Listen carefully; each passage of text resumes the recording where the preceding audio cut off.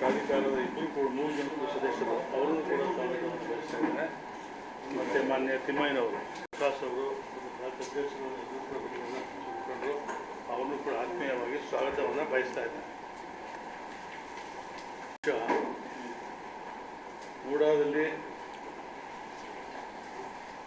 Site ವಿತರಣೆಯಲ್ಲಿ ದೊಡ್ಡ ಪ್ರಮಾಣದಲ್ಲಿ ಹಗರಣ ಆಗಿದೆ, ಕೋಟ್ಯಾಂತರ ರೂಪಾಯಿ ನಷ್ಟ ಆಗಿರ್ತಕ್ಕಂಥ ಹಿನ್ನೆಲೆ ಇದೆ ಅಂತೇಳಿ ಮಾಧ್ಯಮದ ಮೂಲಕ ಹೊಂದಿರ್ತಕ್ಕಂಥ ಹಿನ್ನೆಲೆಯಲ್ಲಿ ಮೂಡ ಅಧ್ಯಕ್ಷನಾಗಿ ಅದನ್ನು ಜನರಿಗೆ ಮತ್ತು ನಿಮಗೆ ತಿಳಿಸ್ತಕ್ಕಂಥದ್ದು ಪ್ರತಿಕ್ರಿಯಿಸ್ತಕ್ಕಂಥ ನಮ್ಮ ಕರ್ತವ್ಯ ಆಗಿರ್ತಕ್ಕಂಥ ಹಿನ್ನೆಲೆಯಲ್ಲಿ ಇವತ್ತು ಈ ಸಭೆಯನ್ನು ಕರೆದಿದ್ವಿ.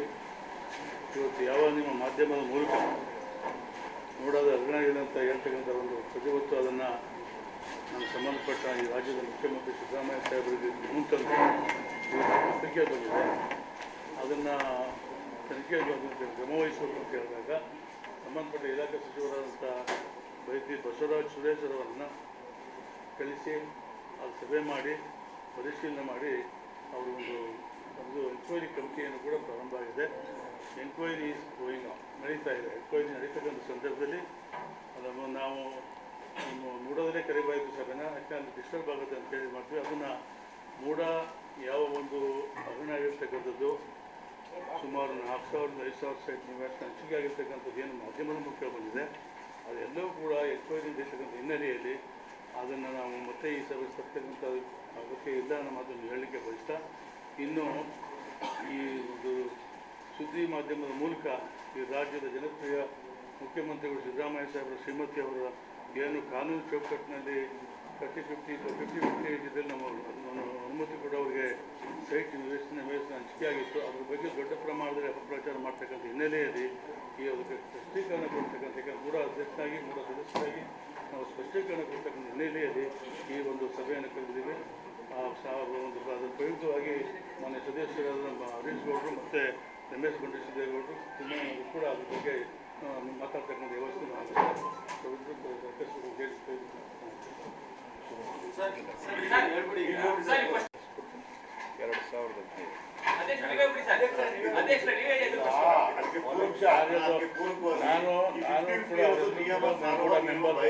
ಈಗ 50-50 ಅನುಪಾತದಲ್ಲಿ ಭೂಮಿ ಕೊಡಬೇಕು ಅಂತೇಳಿ ಗೆಜೆಟ್ ನೋಟಿಫಿಕೇಶನ್ ಆಗೈತೆ, ಮತ್ತೆ 50-50 ಪರಿಹಾರ ಕೊಡಲೇಬೇಕು ಅಂತ ಅಂದ್ಬಿಟ್ಟು 20-20ರಲ್ಲಿ ಆದೇಶ ಆಗೈತೆ ಹೈಕೋರ್ಟ್. ಅದಕ್ಕೆ ಗೆಜೆಟ್ ನೋಟಿಫಿಕೇಶನ್ ಆಗೈತೆ. ಒಂದು ನಿಮಿಷ, ಗೆಜೆಟ್ ನೋಟಿಫಿಕೇಶನ್ ಆಗೈತೆ 2015.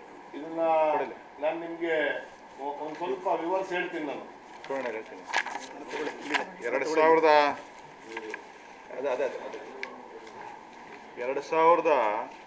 2015ರಲ್ಲಿ ಗೆಜೆಟ್ ನೋಟಿಫಿಕೇಶನ್ ಆಗಿರ್ತಕ್ಕಂಥದ್ದು ಸರ್ಕಾರ ತೀರ್ಮಾನ ಮಾಡಿರ್ತದೆ.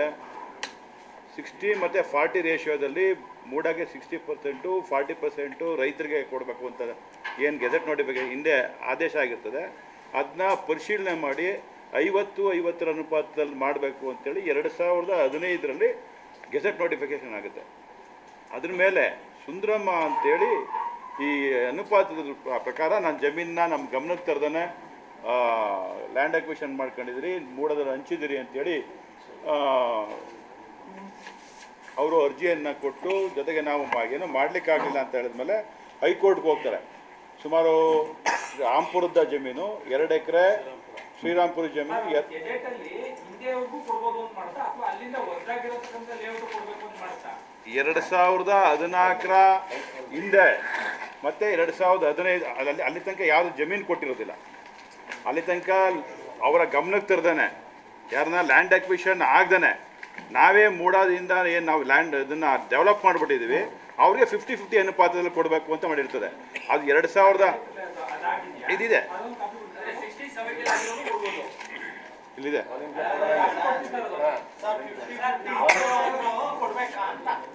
ಸರ್, ನಾನು ಏನು 50-50 ಅನುಪಾತದಲ್ಲಿ ನಾವು ಭೂಮಿ ಕೊಡಬೇಕು ಅಂತ ಅನ್ನೋದನ್ನ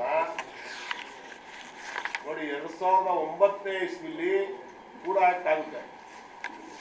ಅದರಲ್ಲಿ ನಾವು ಯಾರು ಭೂಮಿ ಕಳ್ಕೊಂಡಿರ್ತಾರೆ ರೈತರು, ಅವ್ರಿಗೆ ಭೂಮಿನ ಕೊಡಲೇಬೇಕು, ಬದಲಿ ನಿವೇಶನ ಹಂಚಿಕೆನ ಮಾಡಲೇಬೇಕು ಅಂತ ಅನ್ನೋದು 2009ನೇ ಇಸ್ವಿಲಿ ಆಗುತ್ತೆ. 1991ರಲ್ಲಿ ಯಾರು ಮೂಡಾಗೆ ಭೂಮಿನ ಕೊಟ್ಟಿರ್ತಾರೆ ಒಪ್ಪಂದದ ಮೇರೆಗೆ, ಪರಸ್ಪರ ಒಪ್ಪಂದದ ಮೇರೆಗೆ 1991ನಲ್ಲಿ, ಅವಾಗ ಎಕರೆಗೆ ಒಂದು ಸೈಟ್ ಕೊಡಬೇಕು ಅಂತ ಅಂದ್ಬಿಟ್ಟು ಪ್ರೋತ್ಸಾಹಕ ನಿವೇಶನವನ್ನು ಕೊಡಬೇಕು ಅಂತ ಅಂದ್ಬಿಟ್ಟು ಆಗಿರ್ತದೆ.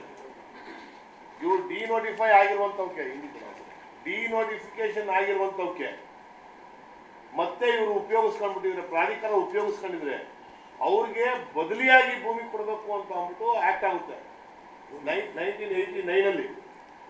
ಅದನ್ನ ಕೊಡಕ್ಕಾಗೋದಿಲ್ಲ, ಮೂಡಾಗೆ ಲಾಸ್ ಆಗುತ್ತೆ, ಪ್ರಾಧಿಕಾರಕ್ಕೆ ಲಾಸ್ ಆಗುತ್ತೆ ಅಂತ ಅನ್ನೋದನ್ನ ಮನಗಂಡು 40-60 ರೇಷಿಯೋಲ್ಲಿ ಕೊಡಬೇಕು ಅಂತ ಅಂದ್ಬಿಟ್ಟು 1989ನಲ್ಲೇ ಮತ್ತೆ ಇನ್ನೊಂದು ರೆಸಲ್ಯೂಷನ್ ಪಾಸ್ ಆಗುತ್ತೆ. ಅದಾದ ನಂತರ ಸಾಮಾನ್ಯವಾಗಿ ಸುಮಾರು ಜನ ಯಾರು ಭೂಮಿ ಕಳ್ಕೊಂಡಿರ್ತಾರೆ, ಡಿನೋಟಿಫಿಕೇಶನ್ ಆದ್ಮೇಲೂ ಭೂಮಿ ಕಳ್ಕೊಂಡಿರ್ತಾರೆ, ಅವ್ರಿಗೆಲ್ರಿಗೂ ಬದಲಿಯಾಗಿ ಜಾಗವನ್ನು ಕೊಡ್ಕೊಂಡು ಬರ್ತಾ ಇರ್ತದೆ ಸರ್ಕಾರ ಮತ್ತೆ ಪ್ರಾಧಿಕಾರ. 2020ನೇ ಇಸ್ವಿಲಿ 40-60 ಒಪ್ಪಲ್ಲ ರೈತರುಗಳು. 40-60 ಒಪ್ಪದೇ ಇದ್ದಾಗ ಪ್ರಾಧಿಕಾರದ ಸಭೆಯಲ್ಲಿ, ಪ್ರಾಧಿಕಾರದಲ್ಲಿ ಯಾರು ಕಮಿಷನರ್ ಆಗಿರ್ತಾರೆ ಅವರು 50-50 ಅನುಪಾತದಲ್ಲಿ ಕೊಡಬೇಕು ಅಂತ ಅಂದ್ಬಿಟ್ಟು ಪ್ರೋತ್ಸಾಹಕವಾಗಿ ರೈತರುಗಳಿಗೆ ಉಪಯೋಗ ಆಗಬೇಕು ಅಂತ ಅಂದ್ಬಿಟ್ಟು 2020ನೇ ಇಸ್ವಿಲಿ ಅದೊಂದು ನಿರ್ಣಯ ಮಂಡಿಸ್ತಾರೆ. ಆ ನಿರ್ಣಯದ ಪ್ರಕಾರ 50-50 ಅನುಪಾತದಲ್ಲಿ ಇವತ್ತವರೆಗ ಯಾರ್ಯಾರು ಭೂಮಿಯನ್ನ ಕಳ್ಕೊಂಡಿರ್ತಾರೆ, ಭೂಮಿಯನ್ನ ಪ್ರಾಧಿಕಾರ ವಹಿಸ್ಕೊಂಡಿರ್ತದೆ ಅಂಥವ್ರು ಕೊಡುವಂತ ಕೆಲಸ ಮಾಡ್ಕೊಂಡು ಬರ್ತಾ ಇದ್ದಾರೆ. ಇವತ್ತೇನು ನಮ್ಮ ಮುಖ್ಯಮಂತ್ರಿಗಳವರ ಮೇಲೆ ಮತ್ತೆ ನಮ್ಮ ಮುಖ್ಯಮಂತ್ರಿಯವರ ಮನೆಯವರ ಮೇಲೆ, ನಮ್ಮ ಡಾಕ್ಟರ್ ಯತೀಂದ್ರ ಅವ್ರ ಮೇಲೆ ಆಪಾದನೆ ಮಾಡ್ತಾ ಇದ್ದಾರೆ. ಅದ್ರ ವಿಚಾರವಾಗಿ ಹೇಳ್ಬೇಕು ಅಂತಂದ್ರೆ ನಿಮ್ಗೆ 2014ರಲ್ಲಿ ಅರ್ಜಿ ಹಾಕ್ತಾರೆ ಸುಂದರಮ್ಮ ಅಂತ ಪಾರ್ವತಮ್ಮನವರು. 2014ನೇ ಇಸ್ವಿಲಿ ಅರ್ಜಿ ಹಾಕ್ತಾರೆ. ಇವ್ರದ್ದು 3 ಎಕರೆ 16 ಗುಂಟೆ ಭೂಮಿ ಇರ್ತದೆ. ಸರ್ವೆ ನಂಬರು 464ರಲ್ಲಿ 3 ಎಕರೆ 16 ಗುಂಟೆ ಭೂಮಿ ಇರ್ತದೆ. ಆ ಭೂಮಿಯನ್ನ ನೋಟಿಫಿಕೇಶನ್ ಆಯ್ತದೆ. ನೋಟಿಫಿಕೇಶನ್ ಆದ್ಮೇಲೆ ತಿರ್ಗಾ ಡಿನೋಟಿಫಿಕೇಶನ್ ಆಗುತ್ತೆ. ಇವರು ಪರ್ಚೇಸ್ ಮಾಡಿರ್ತಾರೆ. ಯಾರು? ಮಲ್ಲಿಕಾರ್ಜುನ್ ಅಂತ ಅಂದ್ಬಿಟ್ಟು ಪಾರ್ವತಮ್ಮನವರ ತಮ್ಮನಾದಂತ ಮಲ್ಲಿಕಾರ್ಜುನ್ ಅವರು ಪರ್ಚೇಸ್ ಮಾಡಿರ್ತಾರೆ. ಅದನ್ನ ದಾನವಾಗಿ ಪಾರ್ವತಿ ಮೇಡಮ್ ಕೊಡ್ತಾರೆ. ಅದಕ್ಕೆ 2014ನೇ ಇಸ್ವಿಲೇನೆ ಅರ್ಜಿ ಹಾಕ್ತಾರೆ. ನನ್ನ ಭೂಮಿಯನ್ನ ಡಿನೋಟಿಫಿಕೇಶನ್ ಆಗಿರುವಂತ ಭೂಮಿನ ನೀವು ಉಪಯೋಗಿಸ್ಕೊಂಡಿದ್ರ ಪ್ರಾಧಿಕಾರದವರು ಅಂತ. ಅವತ್ತು ಯಾರು ಮುಖ್ಯಮಂತ್ರಿಗಳಿದ್ದು? ನಮ್ಮ ಸಂಬಂಧ ಸಿದ್ದರಾಮಯ್ಯ ಸಾಹೇಬರು. ಸ್ವತಃ ಹೆಂಡತಿಗೆ ಪ್ರೋತ್ಸಾಹ ಮಾಡಕ್ ಹೋಗಲ್ಲ ಅವರು. ಕಾನೂನಾತ್ಮಕವಾಗಿ ಏನೈತೆ ಅದನ್ನ ಅವ್ರು ಪಡ್ಕೊಳ್ಳಿ ಅಂತ ಅಂದ್ಬಿಟ್ಟು ಸುಮ್ಮನೆ ಆಯ್ತಾರೆ. ಅದೇ ಇಸ್ವಿಲಿ 2014ನೇ ಇಸ್ವಿಲೇನೆ 2014ನೇ ಇಸ್ವಿಲಿ 2 ಎಕರೆ 16 ಗುಂಟೆ ಶ್ರೀರಾಮ್ಪುರ ವಿಲೇಜ್ ಅಲ್ಲಿ ಇರ್ತದೆ. ಸುಂದ್ರಮ್ಮ ಅಂತ ಅವರು ಸರ್ವೆ ನಂಬರ್ 128/1A. ಅವರು ಕೋರ್ಟ್ ಆರ್ಡರ್ ಆಗೈತೆ 2 ಎಕರೆ 16 ಗುಂಟೆ ಭೂಮಿನ ವಾಪಸ್ ಪಡೆಯುವಂತ ಕೆಲಸ ಮಾಡ್ತಾರೆ.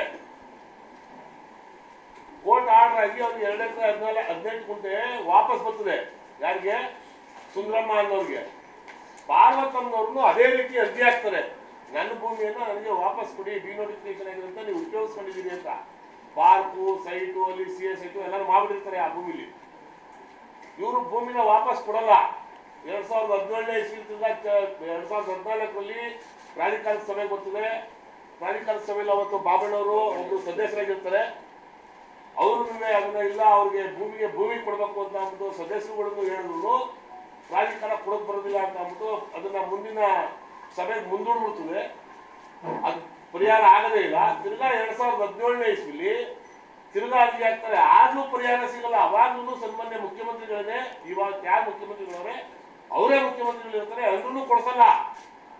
ಅವತ್ತು ಇವ್ರು ಹೇಳ್ತಾರಲ್ಲ, ಇವರು ಪ್ರಭಾವಿಗಳಿದ್ರು, ಇವ್ರು ಪ್ರಭಾವಿಗಳು ಮನೆಯವರಾಗಿರೋದಕ್ಕೆ ಕೊಟ್ಬಿಟ್ಟವ್ರೆ ಅಂತ ಹೇಳ್ತಾರಲ್ಲ, ಅವತ್ತೇ ಕೊಡ್ಸಿಸ್ಬಿಡ್ಬೋದಾಯ್ತು ಮುಖ್ಯಮಂತ್ರಿಗಳು. ಕೊಡ್ಸಕ್ ಹೋಗಲ್ಲ. ಅದಾದ ನಂತರ 2020ನೇ ಇಸ್ವಿಲಿ ಇದೇ ಪಾರ್ವತಮ್ಮನವರು ಮತ್ತೆ ಅರ್ಜಿ ಹಾಕ್ತಾರೆ ಮೂಡಾಗೆ. ಮುಂದೂಡ್ಕೊಂಡು ಬಂದ್ಮೇಲೆ ಇವರು ಪ್ರತಿ ಸಲನೂ ಪ್ರಯತ್ನ ಮಾಡ್ತಲೇ ಇರ್ತಾರೆ. 2020ನೇ ಇಸ್ವಿಲಿ ಅರ್ಜಿ ಹಾಕಿದಾಗ 50-50 ರೇಷಿಯೋಲಿ ಭೂಮಿಯನ್ನ ಕೊಡಬೇಕು ಅಂತ ಅಂದ್ಬಿಟ್ಟು ಪಾರ್ವತಮ್ಮನವರಿಗೆ ಸ್ಯಾಂಕ್ಷನ್ ಆಯ್ತದೆ. 50-50 ರೇಷಿಯೋ ಅಂತಂದ್ರೆ ಎಷ್ಟು?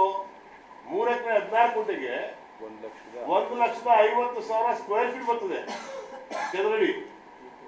1,50,000 ಚದರಡಿ ಭೂಮಿಗೆ 50-50 ಅಂದ್ರೆ 75,000 ಚದರಡಿ ಭೂಮಿನ ಪಾರ್ವತಮ್ಮನವರು ಕೊಡಬೇಕು. ಅಲ್ಲೂ ಅನ್ಯಾಯ ಆಯ್ತದೆ. ಅಭಿವೃದ್ಧಿ ಪಡಿಸಿರೋದಲ್ಲ ಅಭಿವೃದ್ಧಿ ನಾನು ಹೇಳ್ತಾ ಇದ್ದೆ ಇಲ್ಲಿ ಸುಂದರಮ್ಮನವ್ರಿಗೆ 2 ಎಕರೆ 16 ಗುಂಟೆ ವಾಪಸ್ ಕೊಡ್ತಾರಲ್ಲ. 50-50 ರೇಷಿಯೋ ಬಂದಿರೋದು ಅಭಿವೃದ್ಧಿ ಪಡಿಸಿರೋ ಭೂಮಿ ಕೊಡೋದಲ್ಲ. ಅದ್ರಲ್ಲಿ 50-50 ರೇಷಿಯೋ ಅಂದ್ರೆ ಅಟ್ಲೀಸ್ಟ್ 75,000 ಕೊಡ್ಬೇಕಲ್ವಾ? 1 ಲಕ್ಷ ಅಭಿವೃದ್ಧಿ ಪಡಿಸಿದ್ರೆ ಅಭಿವೃದ್ಧಿ ಪಡಿಸಿರೋದಕ್ಕೆ ಕೊಡೋದೆಷ್ಟು ಅವರು 38,000 ಸ್ಕ್ವೇರ್ ಫೀಟ್ ಕೊಡ್ತಾರೆ. ಅದರಲ್ಲೂ ರಾಜಿ ಆಗಿ ಪಾರ್ವತಮ್ಮನವರು ಆಯ್ತು ಅಂತ ಹೇಳ್ತಾರೆ. ಅದನ್ನ ಇವರು ತಪ್ಪು ಅಂತ ಅಂದ್ರೆ ಹೆಂಗ್ ತಪ್ಪಾಗುತ್ತೆ?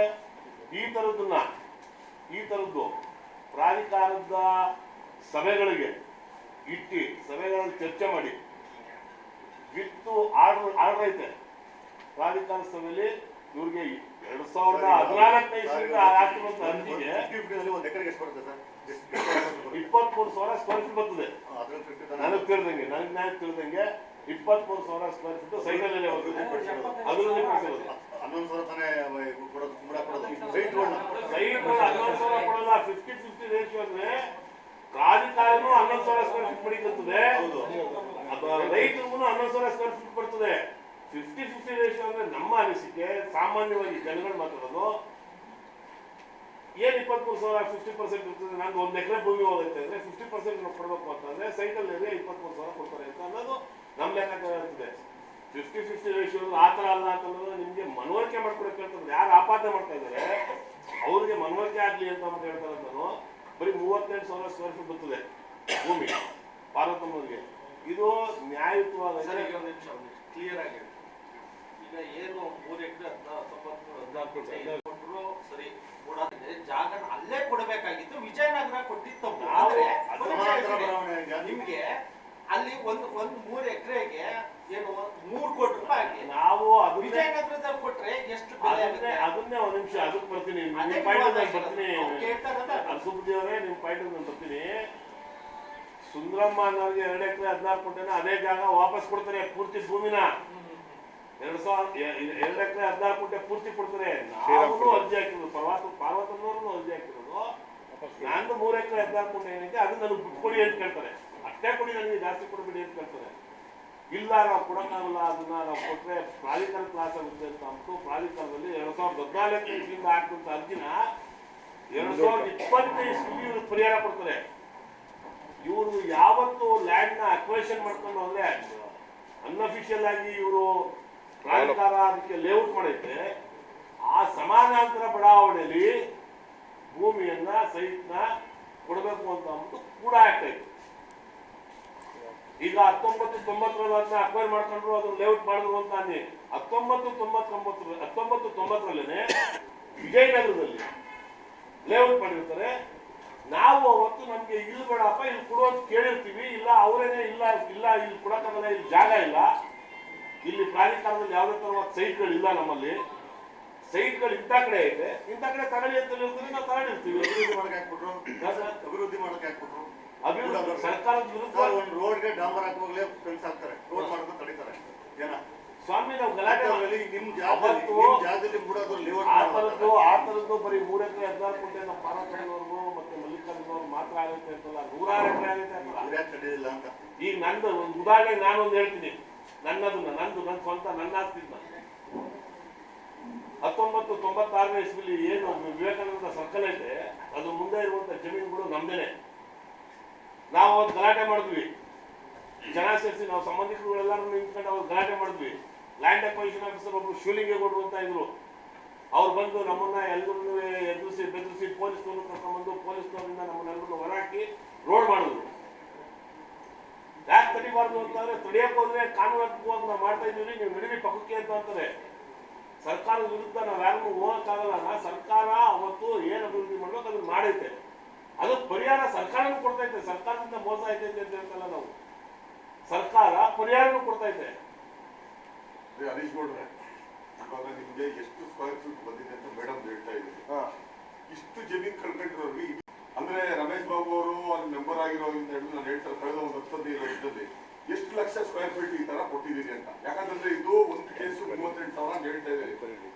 ಲಕ್ಷ ಸ್ಕ್ವೇರ್ ಫೀಟ್ ಎಷ್ಟು ಈಗ ಶಿವಕುಮಾರಣ್ಣ ನಾವು ಸೀಮಿತವಾಗಿ ಏನು ನಮ್ಮ ಮುಖ್ಯಮಂತ್ರಿಗಳ ಬಗ್ಗೆ ಮತ್ತೆ ನಮ್ಮ ಡಾಕ್ಟರ್ ಯತೀಂದ್ರ ಅವ್ರ ಬಗ್ಗೆ ಆಪಾದನೆ ಮಾಡ್ತಾ ಇದ್ದಾರೆ, ಅದನ್ನ ನಾವು ಆಪಾದನೆ ಮಾಡ್ಕೊಳ್ಳೋದು ತಪ್ಪು ಅಂತ ಅನ್ನೋದು ವಿಚಾರವನ್ನು ಮಾತ್ರ ನಾವು ಇಲ್ಲಿ ಚರ್ಚೆ ಮಾಡೋದಕ್ಕೆ ಬಂದಿರೋದಿಲ್ಲ.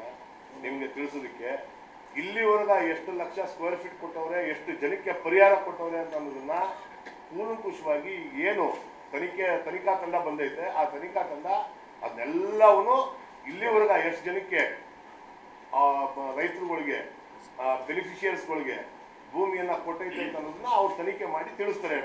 ಅಧ್ಯಕ್ಷರು ಗೊತ್ತಿಲ್ವಾ ಸರ್? ಗೊತ್ತಿದೆ, ಗೊತ್ತಿದ್ರು ನಮಗೆ ಈಗೆಲ್ಲವೂ ಕೂಡ ಎಂಕ್ವೈರಿ ನಡೀತಕ್ಕಂಥ ಸಂದರ್ಭದಲ್ಲಿ ಮಾತಾಡ್ತಕ್ಕಂಥದ್ದು, ಯಾಕೆ ಎಂಕ್ವೈರಿ ನಡೀತಾ ಇದೆ. ಅದರಿಂದ ಒಂದು ವಿಚಾರ ಹೇಳಿ ಸರ್. ನೀವು ಕೊಡೋ ಎನ್ಕ್ವೈರಿ ರಿಪೋರ್ಟ್ ಸಾರ್ವಜನಿಕವಾಗಿ ನೀವು ಪಬ್ಲಿಷ್ ಮಾಡ್ತೀರಾ? ಮಾಡೋದಿಲ್ಲ. ಅವ್ರು ತಗೊಂಡೋಗಿದ್ರೆ ಸರ್ಕಾರ ಕೊಡ್ತಾನೆ ಜನಕ್ಕೆ. ಅದು ಸರ್ಕಾರ ಕೊಟ್ಟರು ಕೂಡ ಅದು ನಮ್ಮ ಗಮನಕ್ಕೆ ಬಂದೇ ಬರ್ತದೆ ಸರ್. ಆನ್ ರೆಕಾರ್ಡ್ ಇರ್ತದೆ ಸರ್. ರೆಕಾರ್ಡ್ ನಮ್ಗೆ ತಿಳಿಸಿರ್ತದೆ, ತೊಂದರೆ ಇಲ್ಲ.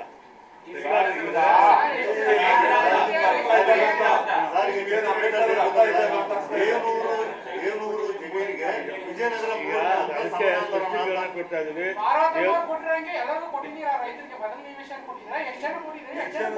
ಎಲ್ಲವೂ ಮಾಹಿತಿ ಕೊಡ್ತೀವಿ. ಎಂಕ್ವೈರಿ ನಡೀತಾ ಇದೆ, ಎಲ್ಲರೂ ಕೊಟ್ಟಿದ್ದೀವಿ.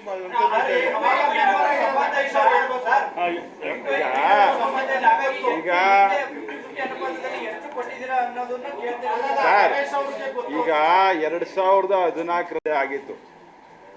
1980-90 ಆದಂಥ ಪರಿಹಾರಗಳನ್ನ ಮೂಢ ಆಗಾಗ ಅವ್ರಿಗೆ ಅವ್ರ ಸಂಬಂಧಪಟ್ಟಂತ ಏನು ಅವ್ರು ಕೊಡಬೇಕಾಗಿತ್ತು ಅವೆಲ್ಲವನ್ನ ಮೂಢ ಕೊಟ್ಟಿದೆ. ಎಷ್ಟು ಎಲ್ಲರೂ ಕೊಟ್ಟಿದೆ, ಯಾರು ಅಲ್ಲ. ಈಗ ಪೂರ್ಣ ಪ್ರಮಾಣದಲ್ಲಿ ನಾವೇನು ಪೂರ್ಣ ಎಷ್ಟು ಲಕ್ಷ ಸ್ಕ್ವೇರ್ ಫೀಟ್ ಕೊಟ್ಟಿದೆ ಅಂತ ನೀವು ಕೇಳ್ತಾ ಇದ್ದೀರಿ ಯಾವತ್ತಿಂದ. ಅದ್ರ ಪ್ರಮಾಣ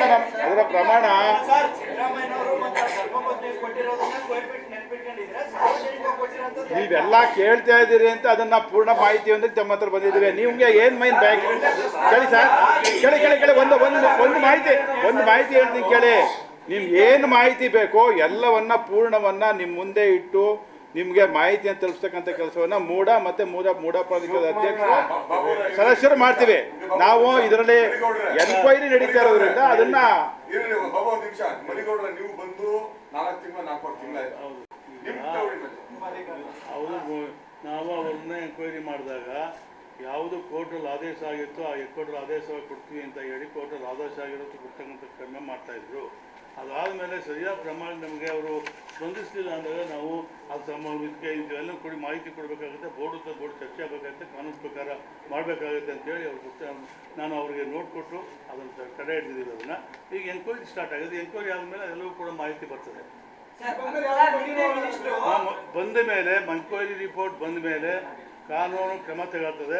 ಮತ್ತೆ ಏನು ಮಾಹಿತಿ ಕೇಳಿದ್ದೀವಿ ನಾವೆಲ್ಲರೂ ಬಂದು ಮತ್ತೆ ನಿಮ್ಮ ಮುಂದೆ ಆ ಮಾಹಿತಿ ಕೊಡ್ತಕ್ಕಂಥ ಕೆಲಸ ನೀವೇ ನಿಮ್ಮ ಲೆಟರ್ ಹೇಳಿದ್ರೆ ಕ್ಲಿಯರ್ ಆಗಿ ಕಾನೂನು ನಿಯಮಗಳನ್ನ ಉಲ್ಲಂಘಿಸಿದ್ರೆ ತಕ್ಷಣ ನಿಲ್ಲಿಸ್ಬೇಕು. ಅಂದ್ರೆ ನಿಯಮಗಳ ಉಲ್ಲಂಘನೆ ಅಂತ ಅನ್ನೋದು ಸ್ಪಷ್ಟ ಆಗಿರ್ತಕ್ಕಂಥ ಹಿನ್ನೆಲೆಯಲ್ಲಿ ಯಾವ ಮಂತ್ರಿಗಳು ಬಂದು ಮುಖ್ಯಮಂತ್ರಿ ಸೂಚನೆ ಮೇರೆಗೆ ಅವ್ರನ್ನ ಟ್ರಾನ್ಸ್ಫರ್ ಮಾಡಿದೆ.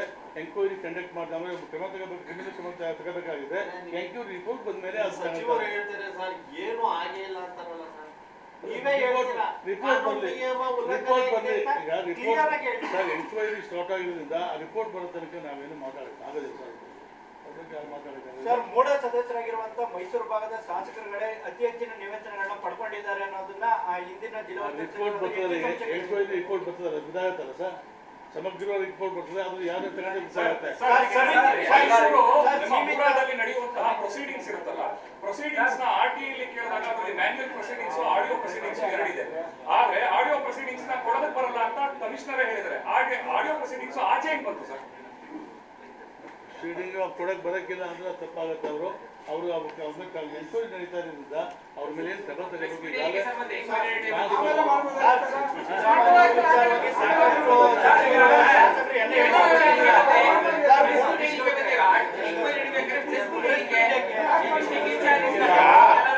ಯಾಕೆ ಮಾಡ್ತಾ ಇದೀವಿ ಅಂತಂದ್ರೆ ಮಾನ್ಯ ಮುಖ್ಯಮಂತ್ರಿ ಮೇಲೆ ಭೂಮಿರ್ತಕ್ಕಂಥ ಕೆಲಸ ಮಾಡ್ತಾ ಇದ್ರು ನಡೀತಾ ಇದೆಯಲ್ಲ, ಅದ್ರ ಬಗ್ಗೆ ಸ್ಪಷ್ಟೀಕರಣ ಕೊಡ್ಲಿಕ್ಕೆ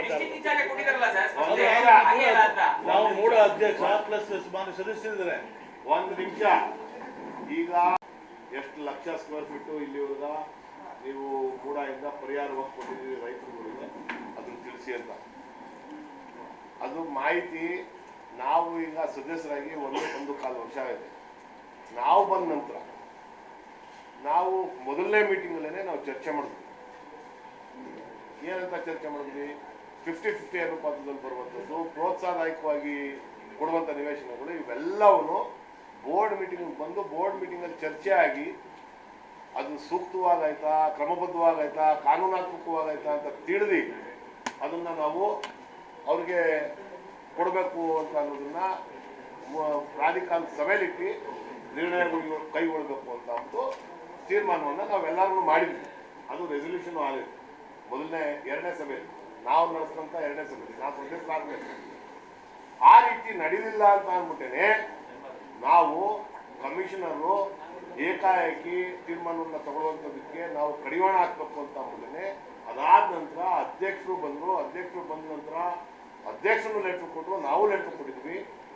ಅದಾದ ನಂತರ ನಮ್ಮ ಕಣ್ಣಿಗೆ ಕಾಣಿಸ್ದಂಗೆ ಈ ಥರ ಎಲ್ಲವೂ ನಡೀತಾ ಐತೆ ಅಂತ ಅನ್ನೋದನ್ನ ಈಗ ಉದಾಹರಣೆಗೆ ದಟ್ಗಳ್ಳಿ ವಿಚಾರವಾಗಿ 17 ಎಕರೆ ಏನು ಆ ಭೂಮಿ ಐತೆ, ಆ ಭೂಮಿ ವಿಚಾರವಾಗಿ ಅಲ್ಲಿ ಏನೋ ಅನಧಿಕೃತವಾಗಿ ಏನೋ ಮಾಡ್ತಾವ್ರೆ ಅಂತ ಅನ್ನೋದು ನಮ್ಮ ಕಣ್ಣು ಕಾಣಿಸಿದ ತಕ್ಷಣವೇ ನಾವು ಮುಖ್ಯಮಂತ್ರಿಗಳ ಹತ್ರ ಹೋಗಿ ಹೇಳಿದ್ವಿ. ಮುಖ್ಯಮಂತ್ರಿಗಳು ಅದನ್ನ ನೋಡಿ ಅವ್ರಿಗೆ ಮುಖ್ಯಮಂತ್ರಿಗಳಿಗೆ ಮೂಡಾ ಬಗ್ಗೆ ನಾವು ಸಮರ್ಥನೆ ಮಾಡ್ಕೊತಾ ಇದೀನಿ ಅಂತ ಅನ್ಕೊಂಡ್ಬೇಡಿ ಯಾರನ್ನು ಇಲ್ಲಿ.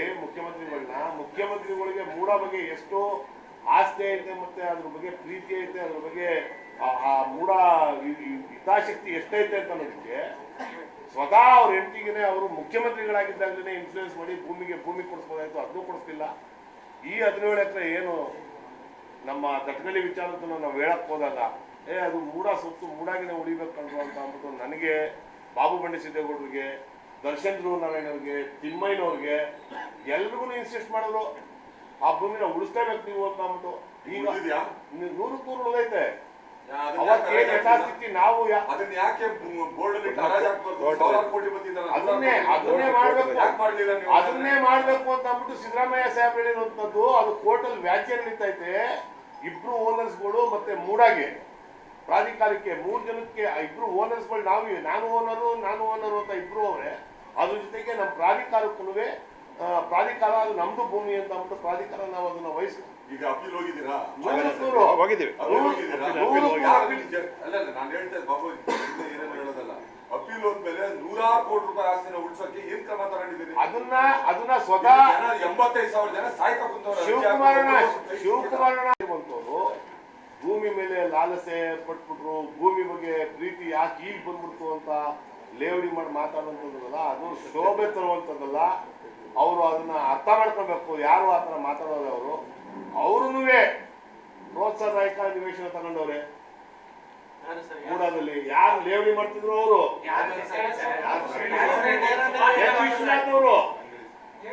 ಎಚ್ ವಿಶ್ವನಾಥ್ ಅವರು. ಅದಕ್ಕೂ ನಾನು ನಿಮ್ಗೆ ಪ್ರೂಫ್ ಕೊಡ್ತೀನಿ. ಮತ್ತೆ ಎಲ್ಲಾರು ಏನು ನಾವು ಅದನ್ನೇ ಕೇಳ್ತಾ ಇರೋದು, ಇವ್ರು ಯಾರು ತಗೊಂಡವರ ಪುಣ್ಯಾತ್ಮರು ಅಡ್ವರ್ಟೈಸ್ಮೆಂಟ್ ಮಾಡಿ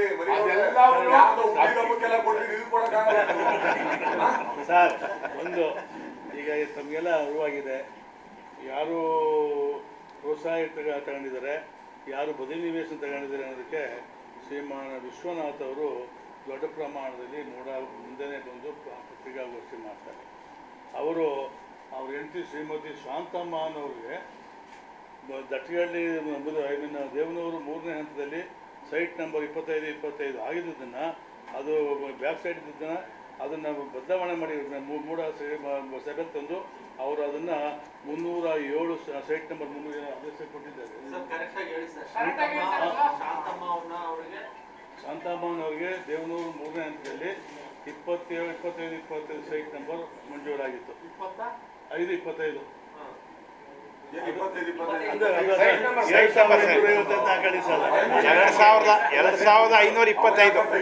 ಶಿವಕುಮಾರಣ್ಣ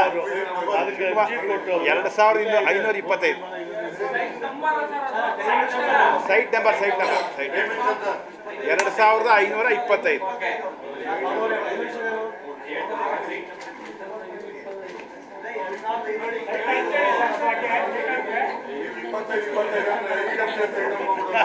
ಇಲ್ಲ ಇಲ್ಲ ಅದು ಇರಲಿ ಅದು ಈಗ ಅಲರ್ಟ್ ಆಗಿರೋದು 60-40 ಈಗ ಅದು ಅಲರ್ಟ್ ಆಗಿರೋದು ಯಾವ RTI ಇದೆ ನೋಡಿ, ಇಲ್ಲಿ ನೋಡಿ, ಈ RTI ಆಫೀಸ್ ಇದೆಲ್ಲ 55 RTI ಅದ್ರ ಪಕ್ಕದಲ್ಲಿ ಬರ್ತಕ್ಕಂಥ ಪ್ರೈಮ್ ಲೊಕೇಶನ್ ಅವ್ರು ತಗೊಂಡಿರೋದು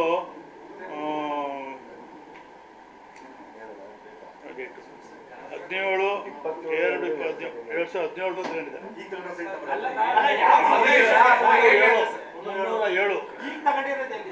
307 ಮೇನ್ ರೋಡ್ಗೆ ದೇವನೂರು 3ನೇ ಅಂತಿದ್ದ ಅದು ರೆಸಿಡೆನ್ಸಿಯಲ್ ಉದ್ದೇಶ ತಗೊಂಡಿದ್ದಾರೆ.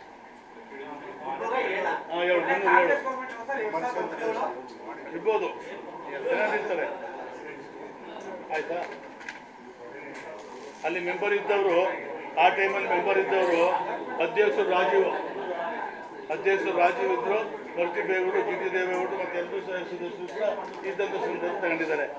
ಇವರು ಹೇಳ್ತಕ್ಕಂಥ ಬಗ್ಗೆ ಏನಾದರೂ ಕೂಡ ಆ ಒಬ್ಬ ಹಿರಿಯ ರಾಜಕಾರಣಿ ಅವರು ಈ ರೀತಿಯ ಕೀಳ್ಮಟ್ಟದ ರಾಜಕಾರಣ ಮಾಡ್ತಾ ಇದ್ರಲ್ಲ, ಅವರಂಥ ರಾಜಕೀಯವಾಗಿ ದಿವಾಳಿ ಆಗಿರ್ತಕ್ಕಂಥವರು ಈ ರಾಜಕೀಯದಲ್ಲಿ ಯಾರೂ ಇಲ್ಲ ಅಂತ ಹೇಳಲಿಕ್ಕೆ ಬಯಸ್ತಾರೆ. ಮತ್ತು ಬ್ಲ್ಯಾಕ್ ಮೇಲ್ ಮಾಡ್ತಕ್ಕಂಥ ರಾಜಕಾರಣಿ. ಈಗ ಸಿದ್ದರಾಮಯ್ಯನವ್ರಿಗೂ ಮೂಡಕ್ಕೂ ಸಂಬಂಧ ಇಲ್ಲ. ಅವ್ರನ್ನ ಎದುರು ಸಿದ್ದರಾಮಯ್ಯ ಗ್ಯಾಂಗ್ ಲೀಡರ್ ಅಂತ ಹೇಳ್ತಕ್ಕಂಥದ್ದು. ಸಿದ್ದರಾಮಯ್ಯ ಈ ಒಂದು ದಲಿತರ ಭೂಮಿ ತಗೊಂಡ್ಬಿಟ್ಟಿದ್ದಾರೆ, ಅದು ಅತ್ಯಂತ ಕಾನೂನು ಬಾಹಿರ ಅಂತ ಹೇಳ್ತಕ್ಕಂಥ ದಲಿತರ ಭೂಮಿಯಲ್ಲ. ಜವರ ನಿಂಗ ಅನ್ನೋರು ಆಕ್ಷನ್ ತಗೊಂಡಿರ್ತಾರೆ ಜಮೀನನ್ನ, ಆಕ್ಷನ್ ತಗೊಂಡು ಅದನ್ನ ಆಕ್ಷನ್ ತಗೊಂಡು ಈ PTL ಕೇಸು ಬರೋಕ್ಕಿಲ್ಲ. ಹಾಗಾಗಿ ಅದು ಕಾನೂನು ಬದ್ಧ ತಗೊಂಡು ಸರ್ಟಿಫಿಕೇಟ್ ಕೊಟ್ಟ ಮೇಲೆ ಇವ್ರು ಹೇಳ್ತೀವಿ ವ್ಯತ್ಯಾಸ ನೋಡಿ. ಇಷ್ಟಲ್ಲಿ ಏನಾದರೂ ಕೂಡ 1978ರಲ್ಲಿ ಅವರು MLA ಆದರು, ಕಾಂಗ್ರೆಸ್ ಪಕ್ಷದಿಂದ ರಾಜಕೀಯ ಜೀವನ ಪ್ರಾರಂಭ ಮಾಡಿದ್ರು, ಮಿನಿಸ್ಟ್ರು ಮಾಡಿದ್ರು, ಮತ್ತು ಲೋಕಸಭಾ ಸದಸ್ಯರು ಮಾಡಿದ್ರು. ಅಂತ ಒಂದು ಕಾಂಗ್ರೆಸ್ ನಿಮ್ಮ ಅವಧಿನಲ್ಲಿ ಅವ್ರಿಗೆ 211 ಸರ್ವೆ ನಂಬರ್ ಅಲ್ಲಿ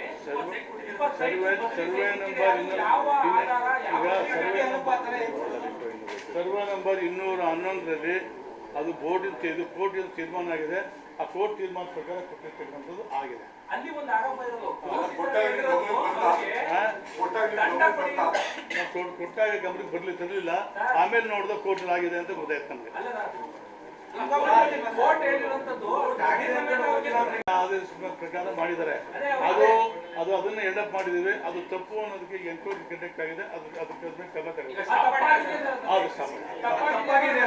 ಅಲ್ಲ, ಕೋರ್ಟ್ ನೋಡ್ಬೇಕಲ್ಲ, ಕೋರ್ಟಲ್ಲಿ ನಾವೇನು ನೋಡ್ಬೇಕು. ಈಗ ಎನ್ಕ್ವೈರಿ ಇದೆಯಲ್ಲ, ಅದು ಓಲ್ಡ್ ಮಾಡಿ, ಎಲ್ಲವೂ ಓಲ್ಡ್ ಮಾಡಿ. ಇಷ್ಟೆಲ್ಲ ಗೊಂದಲಕ್ಕೆ ಅದಿರುವಂತ ಜನಪ್ರತಿನಿಧಿಗಳ ಕಾರಣ ಅಥವಾ ಅಧಿಕಾರಿಗಳ ಕಾರಣ? ಜನಪ್ರತಿನಿಧಿ ಕಾರಣ ಅಲ್ಲ, ಜನಪ್ರತಿನಿಧಿ ಕಾರಣ ಅಲ್ವೇ ಇಲ್ಲ, ಅಧಿಕಾರಿಗಳು ಕಾರಣ ಅನ್ನೋ ಮಾತನ್ನು ಹೇಳಲಿಕ್ಕೆ ಏನು ನೀವು ಮಾತಾಡ್ತಾ ಇದ್ದೀರಿ? ನಿಮ್ಗೆ ಅಥವಾ ಪವರ್ ಕೊಟ್ಟು MLAಗಳಾಗಿ MLCಗಳಾಗಿ ಅಧಿಕಾರಿ ಸರ್, ನಾವು ಅನೇಕ ಸರಿ ಸೂಚನೆ ಕೊಟ್ಟರು ಕೂಡ, ಮೌಖಿಕವಾಗಿ ಹೇಳಿದ್ರು ಕೂಡ ಬರದೇ ಇರ್ತಕ್ಕಂಥ ವಾತಾವರಣದಲ್ಲಿ ಸರ್ಕಾರ ಗಮನ ತಂದಿದ್ದೀವಿ ನಾವು. ಅದನ್ನ ತಂದು ಅದನ್ನ ನಾವು ಇದ್ರ ಕ್ರಮ ತಗೋಬೇಕು ಅಂತ ಹೇಳಿದ್ರೆ ಕ್ರಮ ತಗೊಂಡಾಗಿದೆ. ಅವ್ರ ಎನ್ಕ್ವೈರಿ ನಡೀತಾ ಇದೆ. ಅದೇನಾದ್ರು ಕೂಡ ಕಾನೂನು ಬಾಹಿರವಾಗಿದೆ.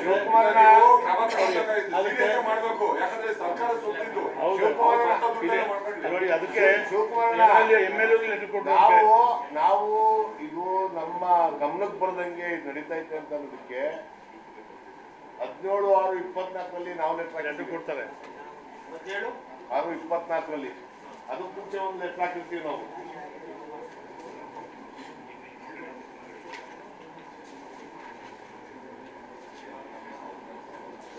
ಇಪ್ಪತ್ತೇಳು 5/24 ಹಾಕಿದೀವಿ. ನನ್ನ ಲೆಟರ್ಗೆ ಎಲ್ಲಾ ಶಾಸಕರುಗಳನ್ನು ಸೈನ್ ಮಾಡಿರ್ತಾರೆ, ಇನ್ಕ್ಲೂಡಿಂಗ್ ತಿಮ್ಮಯ್ಯನವರು, ದರ್ಶನ್ ನಾರಾಯಣವರು, ಬಾಬು ಬಳ್ಳಿ ಸಿದ್ದೇಗೌಡರು, ಮಧುಮಾದೇಗೌಡರು, ದಿನೇಶ್ ಬುಳಿಗೌಡರು ಎಲ್ಲಾರ್ಗೂ ಕಮಿಷನರ್ಗೆ ಕಮಿಷನರ್ ಕೊಟ್ಟಿರ್ತೀವಿ ನಾವು. ಕಮಿಷನರ್ಗೆ ಸರ್ಕಾರದ ಅಧೀನ ಕಾರ್ಯದರ್ಶಿಗಳು ಇಬ್ಬರಿಗೂ ಕೊಟ್ಟಿರ್ತೀವಿ. ಅದಾದ ನಂತರ ಅಂದ್ರೆ ನೀವು 16/1/24 ಕೊಟ್ಟಿರ್ತೀವಿ. ಅಲ್ಲ, ನೀವು ಮೆಂಬರ್ ಆಗಿ 1 ವರ್ಷ ಆದ್ಮೇಲೆ ಗೊತ್ತಾಯ್ತಾ? ಇಲ್ಲ, 16/1/24 ಕೊಟ್ಟಿದೀವಣ್ಣ. ಗೆದ್ದಿ 3 ತಿಂಗಳಿಗೆನೆ ಕೊಟ್ಟಿದೀವಣ್ಣ, 3-4 ತಿಂಗಳಿಗೆನೆ. ಅದಾದ ನಂತರ ನಮ್ಮ ಅಧ್ಯಕ್ಷರು ನೇಮಕಾತಿ ಹೇಳ್ತಾರೆ. ಅವ್ರು ಬಂದು ಮೊದಲನೇ ತಿಂಗಳಲ್ಲೇ ಕೊಡ್ತಾರೆ. 50-50 ಅನುಪಾತದಲ್ಲಿ ಏನೇ ನಡೆದ್ರು ಅದನ್ನ ಪ್ರಾಧಿಕಾರದ ಸಭೆಗೆ ತಂದು ಆ ಸಭೆಯಲ್ಲಿ ಸ್ಥಿತೀಕರಿಸಿ ನೀವು ಸೈಟ್ಗಳನ್ನ ಅಲಾಟ್ ಮಾಡಬೇಕು ಅಂತ ಅಂದ್ಬಿಟ್ಟು ಅದನ್ನೆಲ್ಲವನ್ನು ಲೆಕ್ಕಕ್ಕೆ ಮಡಿಕೊಳ್ದೇನೆ ಮಾಡಿರುವಂಥದ್ದಕ್ಕೆ ಇವತ್ತು ಈ ಮಟ್ಟಕ್ಕೆ ಸುದ್ದಿ ಬಿತ್ತರಗಳಾಯ್ತಾ ಇರೋದು. ಅವ್ರು ಕಾನೂನಾತ್ಮಕವಾಗಿ ಮಾಡಿರ್ಬೋದು, ಅದು ಎನ್ಕ್ವೈರಿ ಟೀಮ್ ಬಂದೈತೆ, ಎನ್ಕ್ವೈರಿ ಟೀಮ್ ಅದನ್ನ ತೀರ್ಮಾನ ಮಾಡ್ತದೆ ಕಾನೂನಾತ್ಮಕವಾಗಾಯ್ತೋ ಕಾನೂನಾತ್ಮಕವಾಗಿ ಇಲ್ವೋ ಅಂತ. ಕಾನೂನಾತ್ಮಕವಾಗಿ ಯಾವುದಿರಲ್ಲ ಅದನ್ನ ಸರ್ಕಾರ ಮತ್ತೆ ನಮ್ಮ ಮುಖ್ಯಮಂತ್ರಿಗಳು ಅದನ್ನ ವಜಾ ಮಾಡೋದ್ರಲ್ಲಿ ಅದನ್ನ ಯಾವುದೇ ಕಾರಣಕ್ಕೂ ವಾಪಸ್ ಬಿಡುವುದಿಲ್ಲ ಅಂತ ಅಂದ್ಬಿಟ್ಟು ನಮ್ಮ ಮುಖ್ಯಮಂತ್ರಿಗಳನ್ನು ಘಂಟಾಘೋಷವಾಗಿ ಹೇಳಿದರೆ ಅದನ್ನ ಮಾಡೇ ಮಾಡ್ತಾರೆ. ಎನ್ಕ್ವೈರಿ ಟೀಮ್ನ ಅದಕ್ಕೇ ಇನ್ಸಿಸ್ಟ್ ಮಾಡಿರೋದು. ಮತ್ತೆ ಇವತ್ತೇನೇನಾಗೈತೆ ನಿಮ್ ಗಮನಕ್ಕೆ ಬಂದಿಲ್ವಾ, ನೀವು ಸದಸ್ಯರುಗಳು, ನೀವು ಅಧ್ಯಕ್ಷರುಗಳು ಅಂತ ನೀವೆಲ್ಲರೂ ಕೇಳ್ತಾ ಇರಲ್ಲ, ಮುಂದಿನ ಸಭೆಗಳಲ್ಲಿ, ಪ್ರಾಧಿಕಾರ ಸಭೆಗಳಲ್ಲಿ ಇವತ್ತವರೆಗ ಏನ್ 50-50 ಅನುಪಾತದಲ್ಲಿ ಆಗಿರುವಂತವು ಎಲ್ಲವನ್ನೂ ಸಭೆಗೂ ತಂದು ಸಭೆಯಲ್ಲಿ ರಾಟಿಫಿಕೇಶನ್ ಆದ್ಮೇಲೆ ತೀರ್ಮಾನ ಕೊಡುವಂತದ್ದು ಆಗುತ್ತೆ ಅಣ್ಣ. ಒಂದ್ ನಿಮಿಷ, ಶ್ರೀರಾಮ್ ಮೂಡಾ ಕಮಿಷನರ್ ಇರುವಾಗ ನಮ್ಗೆ ಸಭೆಗೆ ಪತ್ರಕರ್ತರಿಗೆ ಆಹ್ವಾನ ಇತ್ತು. ನೀವು ಇದ್ದಕ್ಕಿದ್ದಂಗೆ ಬರ್ತಾ ಇದ್ದಂಗೆ ಎಲ್ಲಾರು ಕ್ಲೋಸ್ ಡೋರ್ ಮೀಟಿಂಗ್ ನಾವು ಬಂದಾಗಲ್ಲ ಅಣ್ಣ.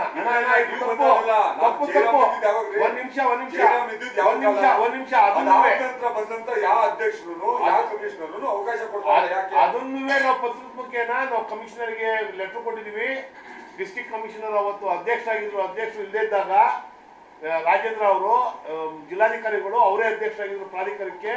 ನಾವು ಮೀಡಿಯಾದವ್ರನ್ನ ಏನಿಗೆ ಬಿಡ್ತಾ ಇಲ್ಲ, ನೀವು ಸಭೆ ಒಳಗಡೆ ಬಿಡಬೇಕು, ಮತ್ತೆ ಏನು 40% ರಿಲೀಸು, ಆಮೇಲಿಂದ 60% ರಿಲೀಸು ಅಂತ ಏನು ನಾವು ಪ್ಲಾನ್ ಅಪ್ರೂವಲ್ ಆದ್ಮೇಲೆ, ವರ್ಕ್ ಆರ್ಡರ್ ಆದ್ಮೇಲೆ ಲೇಔಟ್ಗಳಿಗೆ, ಪ್ರೈವೇಟ್ ಲೇಔಟ್ಗಳಿಗೆ ಆ 40% ರಿಲೀಸ್ ಆಗುವಂಥದ್ದನ್ನ ನಮ್ಗೆ ಡಿಸ್ಪ್ಲೇ ಮಾಡಬೇಕು. ನಾವೆಲ್ಲ ಲೇಔಟ್ ಹತ್ರನೂ ಪ್ರಾಧಿಕಾರದ ಮೆಂಬರ್ಗಳು ಬಂದು ನಾವೆಲ್ಲಾನು ಇನ್ಸ್ಪೆಕ್ಷನ್ ಮಾಡೋಕ್ಕಾಗೋದಿಲ್ಲ. ನೀವು ಡಿಸ್ಪ್ಲೇ ಮಾಡಿ ತೋರಿಸ್ಬೇಕು. ಅವ್ನು ಯಾರೇನೇ ಆಗಲಿ, ಅವನೆಂತ ಪ್ರಭಾವಿನೇ ಆಗಲಿ, 40% ರಿಲೀಸ್ ಆಗಬೇಕು ಅಂತಂದ್ರೆ ಅದಕ್ಕೆ ಮುಂಚೆ ನಾವು ಡಿಸ್ಪ್ಲೇ ಮಾಡಿ ತೋರಿಸ್ಬೇಕು. ನೀವು ಇಲ್ಲಿ ಎಲ್ಲ ಒಂದೊಂದು ಸಬ್ಜೆಕ್ಟ್ ತೋರಿಸಿದೀವಿ. ನಮಗೆ ನಾವು ಸಮಯಾವಕಾಶ ಮಾಡ್ಕೊಂಡು ನಾವು ಕೂತ್ಕೊಂಡು ನೋಡ್ತೀವಿ ಅಂತ ಅಂದ್ಬಿಟ್ಟು ಒಕ್ಕೂರ್ಲಿಂದ ಎಲ್ಲಾ ಸದಸ್ಯರುಗಳು ಮನವಿ ಮಾಡಿದೀವಿ.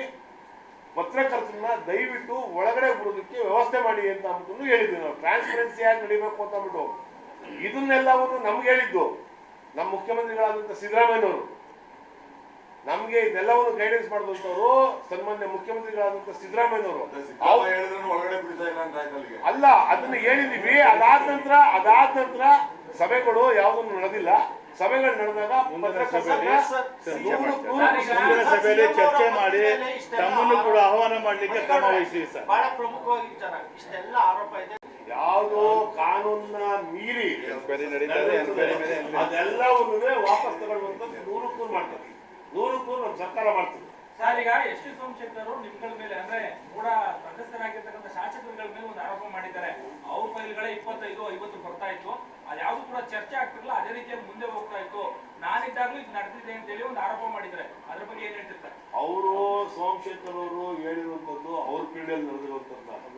ನಾವು ಸದಸ್ಯರಾಗಿ ಆಯ್ಕೆ ಆದ ನಂತರ, ಕೂಡ ಸದಸ್ಯರಾಗಿ ಆಯ್ಕೆ ಆದ ನಂತರ ನನಗ್ ತಿಳಿದಂಗೆ ನಮ್ಮ ಶಾಸಕರುಗಳು ನಾವು ಯಾರಿದ್ದೀವಿ, ನಾವು ಯಾರು ಯಾವುದೇ ಕಾರಣಕ್ಕೂ ಒಂದೇ ಒಂದು ಫೈಲ್ಗೂ ರೆಕಮೆಂಡ್ ಮಾಡಿಲ್ಲ. ಮತ್ತೆ ಒಂದೇ ಒಂದು ಫೈಲ್ನ ತಿಮ್ಮಯ್ಯನವರಾಗ್ಬೋದು, ಬಾಬಣ್ಣವರಾಗ್ಬೋದು, ನಾನಾಗ್ಬೋದು, ದರ್ಶನ್ ನಾರಾಯಣವರಾಗ್ಬೋದು, ದಿನೇಶ್ ಗುಡಿಗೌಡರಾಗ್ಬೋದು, ತನ್ವೀರ್ ಸೇಠ್ ಸಾಹೇಬ್ರಾಗ್ಬೋದು, ಮಧುಮದೇಗೌಡರಾಗ್ಬೋದು, ಒಂದೇ ಒಂದು ಇಂಚ್ ಭೂಮಿನೂ ನಾವು ಪಡೆದಿಲ್ಲ ಮೂಡಾಯಿಂದ. ನಾವು ಇಷ್ಟು ಜನ ಅಂತ ನಾವು ಪ್ರಮಾಣಿಸಿ ಹೇಳ್ತೀವಿ. ಮತ್ತೆ ಯಾವುದೇ ಫೈಲ್ಗೂ ನಾವು ಇವತ್ತು ಇನ್ಫ್ಲೂಯೆನ್ಸ್ ಮಾಡಿಲ್ಲ. ಒಬ್ಬ ರಾಜಕಾರಣಿ ಹತ್ರ ಸಾಮಾನ್ಯವಾಗಿ ಜನಗಳು ಬಂದು ಕೇಳುವಂಥದ್ದು ಮಾಮೂಲಿ. ರೈತರುಗಳನ್ನ ಬಂದು ನಮ್ದು ಈ ಥರ ಆಯ್ತು ಅಂತ ಹೇಳುವಂಥದ್ದು ಸಾಮಾನ್ಯ. ಅದು ಅಂದ್ರೂ ನಮ್ಮ ಹತ್ರ ಒಬ್ಬನೇ ಒಬ್ಬ ರೈತನು ಬಂದು ನಮ್ಮನ್ನು ಯಾರನ್ನು ಕೇಳಿಲ್ಲ. ಇವತ್ತಲ್ಲ ನಾವು ಯಾರಿಗೂ ಇನ್ಫ್ಲೂಯೆನ್ಸ್ ಮಾಡಿಲ್ಲ. ಅದನ್ನ ಪ್ರಮಾಣಿಸಿ ಹೇಳ್ತೀವಿ ನಾವು. ಅದನ್ನ ರದ್ದು ಮಾಡಬೇಕು. ಕಮಿಟಿ ಏನಿದೆ ಮೂಡ ಇದರಲ್ಲಿ ಇದನ್ನ ರದ್ದು ಮಾಡಬೇಕು. 3-4 ಜನರ ಒಂದು ಕಮಿಟಿಯನ್ನು ಅಕ್ಟೈವ್ ಮಾಡಬೇಕು ಅಂತ ಹೇಳಿ ಮಾಡಬೇಕು ಅಂತ ಸರ್ಕಾರದ ಮುಂದೆ ಇದೆ. ಸರ್ಕಾರ ಒಪ್ಪಿದ್ರೆ ಅದಕ್ಕೆ ನಮ್ಮ ಸಹಮತ ಇರ್ತದೆ. ನಮ್ಮ ನಾನೊಬ್ಬ ಶಾಸಕನಾಗಿ ಹೇಳ್ತಾ ಇಲ್ಲ, ಮತ್ತೊಬ್ಬ ಸಾಮಾನ್ಯ ಮನಸ್ಸಿನಾಗಿ ಹೇಳ್ತಾ ಇದ್ದೀನಿ. ಶಾಸಕರುಗಳು ಇದ್ದೇ ಇಷ್ಟು ಈ ಮಟ್ಟ. ಈಗ ಶಾಸಕರುಗಳಿಗೂ ಇಲ್ಲ ಅಂತಂದ್ರೆ ಇನ್ಯಾವ ಮಟ್ಟಕ್ಕೆ ಆಯ್ತದೆ?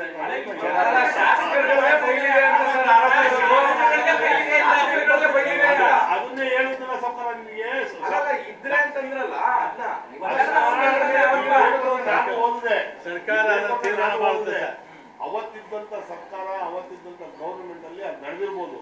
ಸೋಮಶೇಖರ್ ಅವ್ರ ಮಾತನ್ನ ನಾನು ಯಾವುದೇ ಕಾರಣಕ್ಕೂ ನಾನು ಅದನ್ನ ವಿರೋಧ ಮಾಡಲ್ಲ. ನಾನು ಅವತ್ತಿನ ಸರ್ಕಾರದಲ್ಲಿ ಅದು ನಡೆದಿರ್ಬೋದು. ಇವತ್ತಿನ ಸರ್ಕಾರದಲ್ಲಿ ಸನ್ಮಾನ್ಯ ಮುಖ್ಯಮಂತ್ರಿಗಳಾದ ಸಿದ್ದರಾಮಯ್ಯ ಸಾಹೇಬರು ನೇತೃತ್ವದಲ್ಲಿರುವಂಥ ಸರ್ಕಾರದಲ್ಲಿ ಪ್ರಾಧಿಕಾರ ಸದಸ್ಯರುಗಳು ಯಾರು ಮಾಡ್ತಾ ಇಲ್ಲ ಅಂತದನ್ನ ಸ್ಪಷ್ಟವಾಗಿ ಹೇಳ್ತೀನಿ ನಾನು. ಪರಿಗೌಡ್ರೆ, ಅದೇ ಪ್ರಶ್ನೆ ಯಾರು ಅರ್ಜಿದಾರರಿಗೆ ಅದನ್ನ Guarantee ಮಾಡ್ಬೇಕಂತ ಇಟ್ಕೊಂಡಿದ್ವಿ ಸರ್. ನಮ್ಮ ಉದ್ದೇಶನೇ ಅದು. ಯಾಕೆಂದ್ರೆ ಕೂಡ ನೋ ಪ್ರಾಫಿಟ್ ನೋ ಲಾಸ್ ಅಲ್ಲಿ ಇರ್ತಕ್ಕಂಥ ಸಂಸ್ಥೆ. ಅದಕ್ಕೆ ಬಲ್ಲಹಳ್ಳಿ 465 ಬಲ್ಲಹಳ್ಳಿ ಲೇಔಟು 465 ಎಕರೆ ಜಮೀನು, ಬೊಮ್ಮೇನಹಳ್ಳಿ 165 ಎಕರೆ ಜಮೀನು. ಇವು ನೋಟಿಫಿಕೇಶನ್ ಮಾಡಿ ಸರ್. ಬೊಮ್ಮೇನಹಳ್ಳಿ 165, ಬಲ್ಲಹಳ್ಳಿ 485 ಇವನ್ನ ಎಲ್ಲವೂ ನೋಡಬೇಕಾಗಿರ್ತಕ್ಕಂಥ ಹಿನ್ನೆಲೆಯಲ್ಲಿ ನಾವು ಇದೆಲ್ಲ ಮುಗಿದು ಏನು ಎಂಕ್ವೈರಿ ಮುಗೀತದೆ ಅದೆಲ್ಲ ನಾವೆಲ್ಲ ಮಾನ್ಯ ಸದಸ್ಯರು ನಾವು ಸಹಿಸಿ ಜೊತೆ ಹೋಗಿ ಮುಖ್ಯಮಂತ್ರಿಗಳು ಗಮನಕ್ಕೆ ತಂದು ಇದು ಆಗಲೇಬೇಕು ಅಂತೇಳಿ ಮಂಜೂರು ಮಾಡ್ತಕ್ಕಂಥ ಕೆಲಸ ಮಾಡಿ ತಾವೇನು ಉದ್ದೇಶ ಇದೆ ಬಡವರಿಗೆ ನಿವೇಶನ ಕೊಡಬೇಕು, ಮನೆ ಕೊಡಬೇಕು, ಅದಕ್ಕೆ ಮುಂದಾಗಬೇಕು. ಮತ್ತೆ ಶಿವಕುಮಾರ ಇದ್ರ ಜೊತೆ ಒಂದು ಕ್ಲಾರಿಫಿಕೇಶನ್, ಇವತ್ತೊಳಗ ಏನಾದ್ರು ಸಾರ್ವಜನಿಕರಿಗೆ ನಿವೇಶನಗಳನ್ನ ಕೊಟ್ಟಿರೋದು ಕಾಂಗ್ರೆಸ್ ಸರ್ಕಾರನೇ ವರ್ಷ ಯಾವುದೇ ಸರ್ಕಾರನೂ ಇಲ್ಲ. ಇವತ್ತು ಆರ್ ಟಿ ನಗರ ಕಳೆದ ಬಾರಿಲಿ ಸಿದ್ದರಾಮಯ್ಯನವರ ಅವಧಿಯಲ್ಲೇ ಕೊಟ್ಟಿರುವಂಥದ್ದು. ಸಿದ್ದರಾಮಯ್ಯನವರಿಗೆ ನಿವೇಶನ ಯಾರಿಲ್ಲ, ಸೂರ್ಯದುರ್ಗದಲ್ಲಿ ಸೂರು ಕೊಡಬೇಕು ಅಂತ ಅನ್ನೋ ಪರಿಸ್ಥಿತಿ ಐತೆ. ಅದನ್ನ ನಾವೆಲ್ಲರೂ ಸದಸ್ಯರು ಹೋಗಿ ಕೋರ್ಕೊಂಡು ಅವ್ರ ಹತ್ರ ಮಾಡಿಸ್ತೀವಿ ಸರ್. ಈಗ ಇವರು ವಿಶ್ವನಾಥ್ ಅವರು ನಿವೇಶನವನ್ನು ಪಡೆದ್ರೆ ಅಂತ ಹೇಳಿದ್ರೆ ಅನ್ಯಾರ ಪ್ರಭಾವಿ ರಾಜಕಾರಣಿಗಳೇನಾರ ಆ ತರ ಪಡ್ತಿದಾರ? ಈ ರೀತಿ ಒಂದು ಕೀಳು ಮಟ್ಟದ ರಾಜಕಾರಣ ಮಾಡ್ತಕ್ಕಂಥದ್ದು ಬಿಡಬೇಕಾಗುತ್ತೆ. ಯಾಕೆಂದ್ರೆ ರಾಜಕೀಯ ವಿಚಾರ ಮಾಡಿರ್ತಕ್ಕಂಥವ್ರು ಬ್ಲ್ಯಾಕ್ ಮೇಲ್ ಮಾಡ್ಕೊಂಡು ಬಂದಿರ್ತಕ್ಕಂಥವ್ರು ರಾಜಕಾರಣಿ ಇದ್ರೆ ಅವರು ವಿಶ್ವನಾಥ್ ಅವರು ಯೋಚನೆ ಮಾಡಿ. ಕಾಂಗ್ರೆಸ್ ಕೊಟ್ಟರು ಆ ಬಳ್ಳಿ ಅಕ್ಕಿ ಅಂತ ಹೇಳಿ ಎಸ್ ಎಂ ಕೃಷ್ಣ ಅವರ ಕ್ರಿಟಿಸೈಸ್ ಮಾಡಿದ್ರು. ಮತ್ತೆ ದೇಶದ ಪ್ರಧಾನಮಂತ್ರಿಯಾಗಿ ದೇವೇಗೌಡರನ್ನ ಅವ್ರ ಪಕ್ಷದವ್ರನ್ನ ಹೀನಾಯವಾಗಿ ಬೈದ್ರು. ಮತ್ತೆ ಅಲ್ಲೇ ಹೋಗಿ MLA ಆದ್ರು, ರಾಜ್ಯಾಧ್ಯಕ್ಷ ಆದ್ರು. ಮತ್ತೆ ಅದೇ ಪಕ್ಷದ ಒಬ್ಬ ನಾಯಕನ್ನ ಮುಖ್ಯಮಂತ್ರಿ ಆಗಿದ್ದ ತೆಗಿಲಿಕ್ಕೆ BJP 25 ಕೋಟಿ ಲಂಚ ತಗೊಂಡಿದ್ದ ಮಾಹಿತಿ ನಮ್ಗಿದೆ. ಅದರಿಂದ ಇಂಥ ಕೀಳು ಮಟ್ಟದ ರಾಜಕಾರಣ ಮಾಡ್ತಕ್ಕಂಥವ್ರು ಇದ್ರ ಬಗ್ಗೆ ಮುಖ್ಯಮಂತ್ರಿ ಸಿದ್ದರಾಮಯ್ಯ ಅವ್ರ ಮಗ ಆ ಯತೀಂದ್ರ ಸಿದ್ದರಾಮಯ್ಯ ಬಗ್ಗೆ ಮಾತಾಡ್ಬೇಕಾದ್ರೆ ಹಿಂದೆ ಮುಂದೆ ಯೋಚನೆ ಮಾಡಿ ಮಾತಾಡ್ಬೇಕು. ಅತ್ಯಂತ ಸರಳ ಸಜ್ಜನಿಕೆ ಒಬ್ಬ ವ್ಯಕ್ತಿ. ಅವ್ರ ಬಗ್ಗೆ ಮಾತಾಡಿದಲ್ಲಿ ಅವರೆಲ್ಲರೂ ಕೂಡ ತಮ್ಮ ನಾಲ್ಗೆ ತೊಳ್ಕೊಂಡು ಮಾತಾಡ್ತಕ್ಕಂಥ ವ್ಯವಸ್ಥೆ ಆಗಬೇಕು.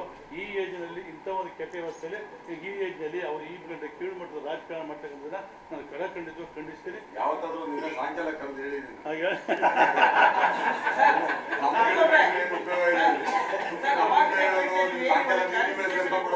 ಹೇಳಿ ಸರ್, ಹಿಂದೆ ಬರಲ್ಲ, ಅವಾಗಲೂ ಕೂಡ ಆಗುತ್ತೆ. ಯಾಕೆಂದ್ರೆ ರೈತರು ಸರ್ಕಾರ ರೈತರ ಪರವಾಗಿರ್ತಕ್ಕಂಥದ್ದು ಸರ್ಕಾರ ರೈತರ ಪರವಾಗಿರ್ತಕ್ಕಂಥದ್ದು ರೈತರಿಗೆ ಅನ್ಯಾಯ ಮೋಸ ಆಗ್ತಕ್ಕಂಥದ್ದಲ್ಲಿ ಸರ್ಕಾರ ಹಿಂದೆ ಬಿದ್ದಿಲ್ಲ. ಯಾವುದೇ ಸರ್ಕಾರ ರೈತರಿಗೆ ಪರಿಹಾರ ಕೊಡೋದ್ರ ಬಗ್ಗೆ ಯಾವ ಅಪ್ಲಿಕೇಶನ್ಸ್ ಇಲ್ಲ. ಆದ್ರೆ ಅದಕ್ಕೆ ಬೇಕಾದ ಗೈಡ್ ಲೈನ್ ಇಂದ ನೀವು 50-50 ಅನ್ನೋದನ್ನ ದಾರಿ ಮಾಡ್ಕೊಂಡಿದ್ದೀರಿ ಅಂತ. ಗೈಡ್ ಲೈನ್ ಅಲ್ಲಿ ಎಲ್ಲಿದೆ ಆ ತರದ ರೂಲ್ಸ್ ಎಲ್ಲಿ ಮಾಡ್ಕೊಂಡ್ರಿ? 50-50 ನಲ್ಲಿ ಹಿಂದಿನ ಕೇಸ್ಗಳಿಗೆ 20 ವರ್ಷ 30 ವರ್ಷದ ಪರಿಹಾರ ಕೊಡ್ಲಿಕ್ಕೆ ಪ್ರಾವಿಷನ್ ಹೆಂಗ್ ಮಾಡ್ಕೊಂಡ್ರಿ ಅಂತ ಆಕ್ಟ್ ಅಲ್ಲಿ ಎಲ್ಲಿದೆ ಅಂತ. ಅದು 1989 ಅಲ್ಲಿ ಕೂಡ ಆಕ್ಟ್ ಅಲ್ಲಿ ಪ್ರೋತ್ಸಾಹ ನಿವೇಶನ ಮತ್ತೆ 50-50 ಅನುಪಾತದಲ್ಲಿ 40-60 ಅನುಪಾತದಲ್ಲಿ 50-50 ಮಾಡಿದ್ದು 20-20 40-60 ರೇಷಿಯೋಲಿ ಕೊಡಬೇಕು ಅಂತ ಅಂದ್ಬಿಟ್ಟು 1989 ಅಲ್ಲೇ ಆಗಿದೆ. 1991 ಪ್ರೋತ್ಸಾಹದಾಯಕ ನಿವೇಶನಗಳನ್ನ ಕೊಡಬೇಕು ಅಂತ ಐತೆ. ಅದನ್ನೇ ನಾನು ಸ್ಟಾರ್ಟಿಂಗ್ ಹೇಳಿದ್ದು, ನೀವೆಲ್ಲ ಗಮನಿಸ್ಕೊಂಡಿದ್ದೀವಿ. ಅದ್ರ ಪ್ರಕಾರ ಇವತ್ತು ಭೂಮಿಗಳನ್ನ ಹಂಚಿಕೆ ಮಾಡ್ತಾ ಇರೋದು, ಸೈಟ್ಗಳನ್ನ ಹಂಚಿಕೆ ಮಾಡ್ತಾ ಇರೋದು. ಯಾರ್ಯಾರು ಅವತ್ತು ಪರಿಹಾರ ಸಿಗದೆ ಯಾರ್ಯಾರು ಅವತ್ತು ಇಲ್ಲಿವರೆಗ ಕಾಯ್ಕೊಂಡು ಅಂದ್ರೆ ಅವ್ರ ಗೊತ್ತಿಲ್ದೋ ಅವ್ರ ನಾಲೆಡ್ಜ್ ಬರ್ದು ಅಣ್ಣ ತಮ್ಮದಿಗೆ ವ್ಯಾಜ್ಯ ಮಾಡ್ಕೊಂಡು ಇನ್ನೊಂದು ಮಾಡ್ಕೊಂಡು ಪರಿಹಾರ ತಗೊಳ್ಳದೇ ಇರ್ತಾರಲ್ಲ ಅಂಥವ್ರಿಗೆ ಇವಾಗ ಅರ್ಜಿ ಆಗ್ತದೆ. ಯಾರು ಅರ್ಜಿ ಆಗ್ತದೆ ಅವ್ರಿಗೆಲ್ರಿಗೂ ಪರಿಹಾರ ಕೊಡುವಂತ ಕೆಲಸ ಆಯ್ತಾ ಇದೆ. ಸರ್ವೆ ನಂಬರ್ 282 ಶ್ರೀರಾಮ್ಪುರ ಎಷ್ಟೇ ಅಂತ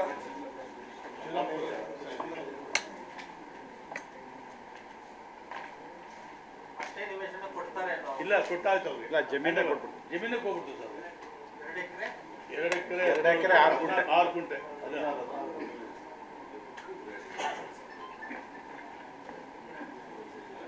128/1 ಅಣ್ಣ ಮೆಜರಿಂಗ್ 2 acres 17 ಗುಂಟಾಸ್ ಅದು ಫಸ್ಟ್ ಸ್ಟೇಜ್ ಶ್ರೀರಾಮ್ಪುರ ಶ್ರೀರಾಮ್ಪುರ ಅಷ್ಟೇ. ಅದನ್ನು ಪೂರ್ಣ ಪ್ರಮಾಣದಲ್ಲಿ 2 ಎಕರೆ 17 ಕುಂಟೆನ ಮೂಡಾದಲ್ಲಿ ಇದು ಆಗಾಗೈತೆ. The fact the Assistant Commissioner of Revenue Department has cancelled the entry in the name of government and entered the petitioner's names on 28/5/2014. Accordingly, IA 1/2016 stand rejected. ಅಂತ ಅಂದ್ರೆ ಅವ್ರ ಹೆಸರಿಗೆ ರಿಜಿಸ್ಟರ್ ಅವ್ರ ಹೆಸರನ್ನೇ ಕೂರಿಸ್ಬಿಡ್ತದೆ. ನಾವು ಪಾರ್ವತಮ್ಮನವ್ರಿಗೂ ಅದೇ ರೀತಿ ಮಾಡ್ಬೇಕಾಯ್ತು ಅಂತ ನಮ್ಮ ಕೋರಿಕೆ, ಅದನ್ನ ಮಾಡ್ಲಿಲ್ಲ ಅವ್ರು ಯಾರು ಅದ್ರ ಬಗ್ಗೆ. ಅವತ್ತು ಮುಖ್ಯಮಂತ್ರಿಗಳು ಸನ್ಮಾನ್ಯ ಸಿದ್ದರಾಮಯ್ಯ ಸಾಹೇಬ್ರಿದ್ರು ಇನ್ಫ್ಲೂಯೆನ್ಸ್ ಮಾಡಿಲ್ಲ ಇದನ್ನ. ಯಾರು ಇವತ್ತು ಕ್ರಿಟಿಸೈಸ್ ಮಾಡ್ತಾರೆ ನಮ್ಮ ಡಾಕ್ಟರ್ ಯತೀಂದ್ರರಾವ್ ಗುಂಪು, ಯತೀಂದ್ರರಾವ್ ಗ್ಯಾಂಗ್ ಅಂತ ಏನೇನು ಹೇಳ್ತಾರೆ, ಅವತ್ತೇ ಮಾಡಬಹುದಾಯ್ತು. ಅದನ್ನ ತಮ್ಮ ಆಮೇಲೆ ಸಂಬಂಧಪಟ್ಟ ಅಧಿಕಾರಿಗಳ ಕೇಸ್ ಹಾಕಿದೆ. ತನಿಖೆ ಮಾಡ್ತಿದೆ. ತನಿಖೆ ಇದ್ರ ಬಗ್ಗೆನೇ ನಂಬಿಕೆ ಇಲ್ಲ ಅಂತ ಅಂದ್ರೆ ಸರ್ಕಾರನೇ ಮಾಡಿರೋದು, ಸರ್ಕಾರನೇ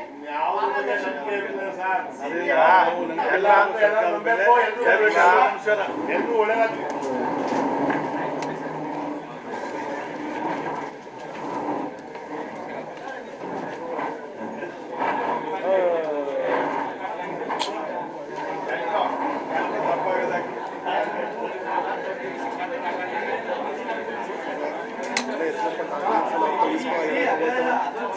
ಅದನ್ನ